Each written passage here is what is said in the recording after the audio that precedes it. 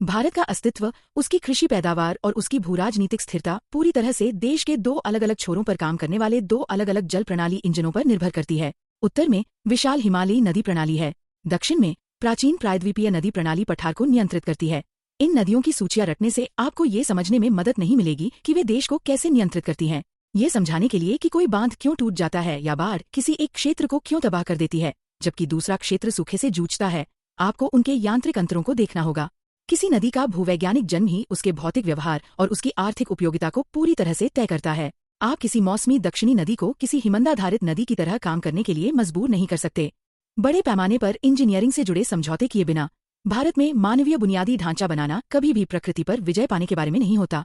यह इन दो भौगोलिक प्रणालियों द्वारा लगाई गई सख्त भौतिक सीमाओं पर प्रतिक्रिया देने के बारे में है।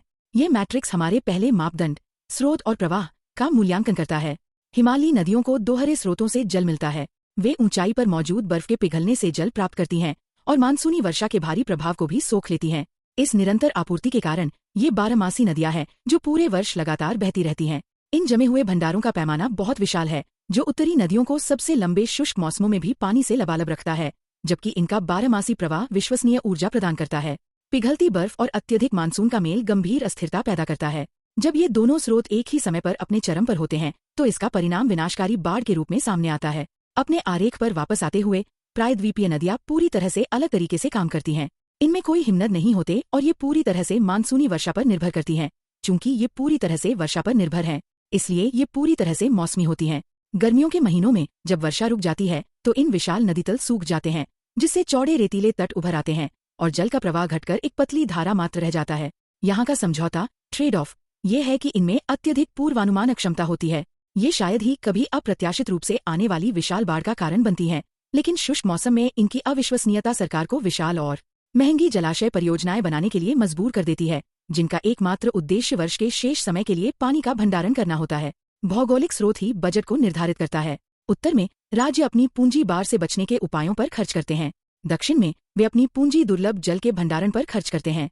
यह अगली पंक्ति स्थलाकृति और घाटी की स्थिति को दर्शाती है। हिमालयी नदियां सक्रिय रूप से ऊपर उठने वाले वलित पर्वतों के बीच से होकर बहने वाली पूर्ववर्ती जल निकास प्रणाली को प्रदर्शित करती हैं। जैसे जैसे टेक्टोनिक प्लेटें जमीन को ऊपर की ओर धकेलती हैं, पानी को जोरदार तरीके से नीचे की ओर काटना पड़ता है। इससे पानी की गति बहुत तेज हो जाती है और वह खड़ी गहरी आकार की घाटियों को चीरता हुआ आगे बढ़ता है। ये खड़ी ढलान हाई हेड पन बिजली उत्पादन के लिए एकदम सही परिस्थितियां बनाती है, लेकिन इसके साथ होने वाला जोरदार कटाव लाखों टन गाद को बहाकर नीचे की ओर ले जाता है। गाद का यह भारी बोझ बांधों को तेजी से भर देता है, जिससे उनकी काम करने की अवधि काफी कम हो जाती है। दक्षिणी नदियां अनुवर्ती जल निकासी दिखाती हैं। वे पृथ्वी के सबसे पुराने, सबसे कठोर और सबसे स्थिर चट्टानी भूभागों में से एक के प्राकृतिक ढलान का अनुसरण करती हैं। ये परिपक्व नदियां हैं। वे चौड़ी और उथली घाटियों से होकर बहती हैं। ये बहुत कम ढलान वाले अत्यंत कठोर तल पर बहती हैं। कम ढलान का मतलब है कि इनमें प्राकृतिक जल विद्युत क्षमता बहुत कम होती है। हालांकि कठोर चट्टानी सतह बांध बनाने के लिए एक संरचनात्मक रूप से ठोस नींव प्रदान करती है, जिसमें जलाशय के गाद से भर जाने का जोखिम लगभग शून्य होता है। हिमालय में बांध बनाना। जहां हिमालय में बांध बनाना कटाव और गुरुत्वाकर्षण के विरुद्ध एक इंजीनियरिंग युद्ध जैसा है, वहीं प्रायद्वीप में बांध बनाना चौड़ी और समतल घाटियों को घेरने के लिए एक विशाल पैमाने की लॉजिस्टिक लड़ाई है। यह अंतिम पंक्ति तटीय प्रभाव पर नजर रखती है और यह मूल्यांकन करती है कि जब ये नदियां समुद्र में मिलती हैं तो क्या होता है। जब हिमालयी नदियों का पानी धीमा होता है तो वे अपने साथ अरबों टन गाद बहाकर लाती हैं। वह गाद जम जाती है और गंगा ब्रह्मपुत्र जैसी विशाल और विस्तृत डेल्टा बनाती है। गाद के लगातार जमा होने से उपजाऊ कृषि भूमि तो बनती है, लेकिन साथ ही एक दलदली और अस्थिर भूभाग भी तैयार होता है। यह वातावरण तटीय तूफानों और समुद्र के पानी के गंभीर रूप से अंदर तक घुस आने के प्रति अत्यधिक संवेदनशील होता है। प्रायद्वीपीय नदियां कठोर चट्टानी सतह पर अपेक्षाकृत कम दूरी तय करती हैं। इसका अर्थ है कि वे तट तक बहुत कम गाद पहुंचाती हैं। गाद का इतना भारी बोझ न होने के कारण वे विशाल कृषि डेल्टा नहीं बनाती। इसके बजाय वे गहरे और साफ मुहाने बनाती हैं, जो स्थिर और लाभदायक गहरे पानी वाले शिपिंग बंदरगाह बनाने के लिए एकदम सही भूवैज्ञानिक स्थितियां हैं। नर्मदा और तापी जैसी नदियां पूरी तरह से कठोर और प्राचीन भ्रंश घाटियों के भीतर ही बहती हैं और बिना कहीं फैले सीधे समुद्र में मिल जाती हैं। गाद की मात्रा ही ये तय करती है कि नदी का अंतिम स्वरूप कैसा होगा। या तो वह देश के लिए एक विशाल कृषि भंडार का निर्माण करती है, या फिर वह भारी मालवाहक जहाजों के आवागमन के लिए एक आर्थिक केंद्र का मार्ग प्रशस्त करती है। आप किसी भी नदी प्रणाली को वस्तुनिष्ठ रूप से बेहतर या बदतर नहीं कह सकते।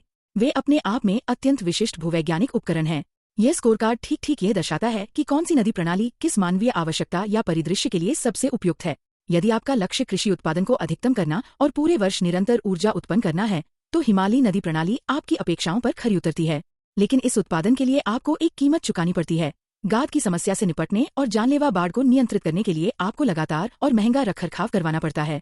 यदि आपका उद्देश्य स्थिर और कम रखरखाव वाली बुनियादी संरचना का निर्माण करना और गहरे पानी वाले शिपिंग बंदरगाहों का विकास करना है, तो प्रायद्वीपीय नदियां इसके लिए आदर्श परिस्थितियां प्रदान करती हैं। लेकिन यहाँ आपको एक बड़ी कीमत चुकानी पड़ती है। आपको शुरुआत में ही भारी भरकम पूंजी का निवेश करना पड़ता है। मानसून के छोटे से समय में अपनी जरूरत का सारा पानी जमा करने के लिए विशाल और चौड़े जलाशय बनाएं। चाहे आप खेती की योजना बना रहे हों, बांधों के लिए कंक्रीट डाल रहे हों या तटीय शहरों की जोनिंग कर रहे हों, आखिरकार प्रकृति ही वे अटल सीमाएं तय करती है। मानव इंजीनियरिंग तो बस वह कीमत है जो हम इन सीमाओं के भीतर रहने के लिए चुकाते हैं।